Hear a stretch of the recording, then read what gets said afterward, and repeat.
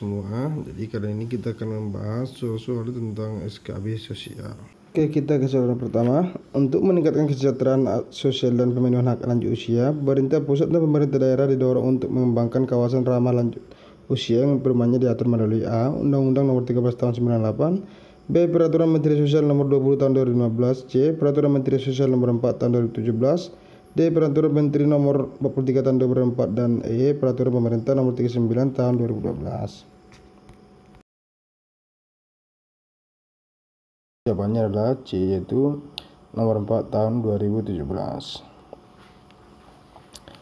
Oke, kita lanjut ke soal berikutnya. Salah satu bentuk rehabilitasi sosial sebagai bagian dari penyelenggaraan kesejahteraan sosial adalah A. Pemberian bantuan usaha, B. Pelatihan keterampilan, C. Supervisi dan advokasi sosial, D. Penguatan kelembagaan, dan E. Kebantuan dan asistensi sosial. Oke, jawabannya adalah E ya. Bisa teman-teman baca di pilihan-pilihan yang tepat, yaitu adalah bantuan dan asistensi sosial, E. Oke, lanjut ke soal berikutnya. Undang-Undang Republik Indonesia Nomor 13 Tahun 2011 mengatur tentang A. Penanganan gelandangan dan pengamen jalanan, B. Penanganan fakir miskin, C. Sistem jaminan sosial nasional, D. Pedoman program perlindungan sosial, dan E. Pemberdayaan masyarakat miskin. Jadi jawabannya adalah B, yaitu mengatur tentang penanganan fakir miskin. Oke teman-teman, kita lanjut ke soal berikutnya.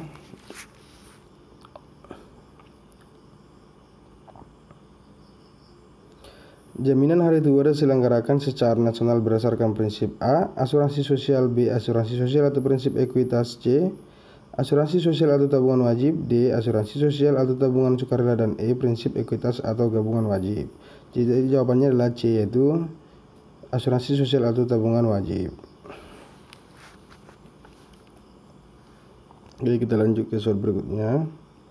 Calon penerima bantuan sosial rehabilitasi sosial rumah tidak layak huni harus memenuhi syarat-syarat berikut kecuali, yaitu A. Terdata dalam data terpadu program penanganan fakir miskin, B. Belum pernah mendapat bantuan sosial, C. Memiliki kartu identitas diri atau keluarga, D. Mendapat rekomendasi dari desa atau kelurahan, dan E. Memiliki rumah di atas tanah milik sendiri. Jadi jawabannya itu adalah D ya, kecuali mendapat rekomendasi dari desa atau kelurahan setempat.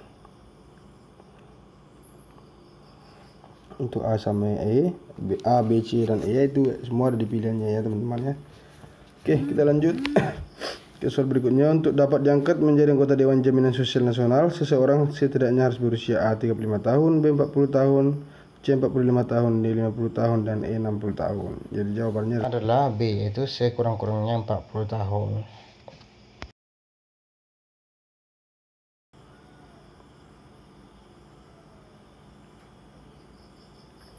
Oke, nomor 9. Undang-Undang Republik Indonesia Nomor 11 Tahun 2009 adalah produk hukum yang mengatur tentang A. Kesejahteraan sosial, B. Pelaksanaan upaya peningkatan kesejahteraan sosial lanjut usia, C. Penyelenggaraan kesejahteraan sosial, D. Kesejahteraan lanjut usia, dan E. Kementerian Sosial.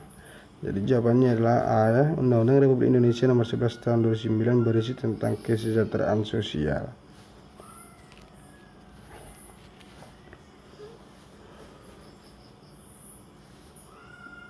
Oke, kita lanjut ke soal berikutnya.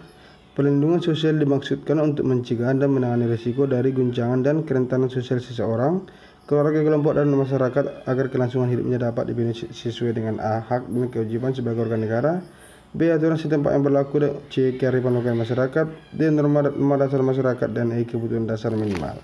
Jadi jawabannya adalah E ya, untuk kebutuhan dasar minimal.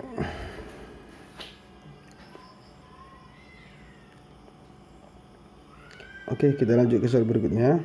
Untuk penyelenggaraan sistem jaminan sosial nasional, dibentuk Dewan Jaminan Sosial Nasional yang bertanggung jawab kepada A. DPR, B. Presiden, C. Wakil Presiden, D. Menteri Sosial, dan E. Menteri Keuangan. Jadi jawabannya adalah bertanggung jawab kepada Presiden, itu B.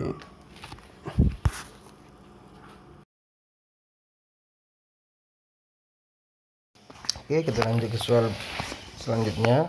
Pendataan dan pengelolaan data PMKS dan PSKS digunakan sebagai dasar melaksanakan penyelenggaraan kesejahteraan sosial berikut ini kecuali A. Rehabilitasi sosial, B.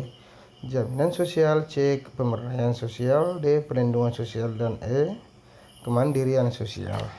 Jadi jawabannya itu adalah E. Pendataan dan penggunaan data PMKS dan PSKS digunakan sebagai dasar melaksanakan penyelenggaraan yang meliputi rehabilitasi sosial, jaminan sosial, pemberdayaan sosial, perlindungan sosial, dan penanggulangan kemiskinan. Jadi, jawabannya adalah E. kemandirian, kecuali kemandirian sosial. Oke, soal nomor 15. Evaluasi hasil pelaksanaan pengembangan kawasan ramah lanjut usia harus dilakukan setidaknya titik kali dalam 1 tahun, yaitu A1, B2, C3, D4, dan E5. Oke, kita lihat jawabannya. Evaluasi untuk menganalisis dan menilai hasil pelaksanaan pengembangan kawasan ramah lanjut usia dilakukan paling sedikit 1 kali dalam 1 tahun. Jadi jawabannya adalah A ya, 1 kali dalam 1 tahun. Oke, kita lanjut ke soal berikutnya. Pertanggungjawaban dana dekonsentrasi dari Kementerian Sosial mencakup aspek-aspek manajerial berikut ini, kecuali A. pengembangan realisasi penyerapan dana, B. pencapaian target keluaran, C. catatan atas laporan keuangan di kendala yang hadapi, dan E. saran tindak lanjut. Oke, mari kita lihat jawabannya. Itu pertanggungjawaban dana itu ada meliputi yang berikut ini ya. Yang pertama, perkembangan realisasi penyerapan dana, pencapaian target keluaran, kendala yang dihadapi, dan saran tindak lanjut. Berarti kecuali adalah C ya, catatan atas laporan keuangan. Oke, kita ke soal berikutnya. Direktur Pemberdayaan Sosial Perorangan, Keluarga dan Kelembagaan Masyarakat sesuai perannya dalam susunan pengawas Forum Tanggung Jawab Badan Usaha di tingkat nasional menjabat sebagai A. pengawas utama, B. pengawas pembina, C. pengawas media, D. pengawas, dan E. anggota. Oke, kita lihat jawabannya teman-teman ya. Pengawas utama dalam pengawas forum tanggung jawab badan usaha di tingkat nasional dijabat oleh Direktur Pemberdayaan Sosial Perorangan, Keluarga dan Kelembagaan Masyarakat. Berarti jawabannya adalah A ya, pengawas utama. Oke, kita lanjut ke soal berikutnya.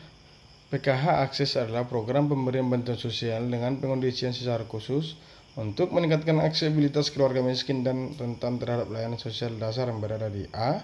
wilayah perbatasan negara, B. wilayah pinggiran kota besar, C. wilayah kumuh perkotaan, D. wilayah tinggi angka kemiskinan, dan D. wilayah sulit dijangkau.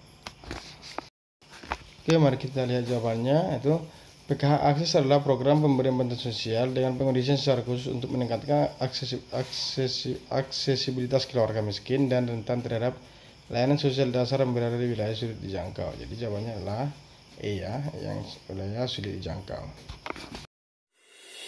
Oke teman-teman, cukup sekian video kita tentang skala sosial kali ini ya. Jangan lupa subscribe channel ini dan tonton video-video selanjutnya.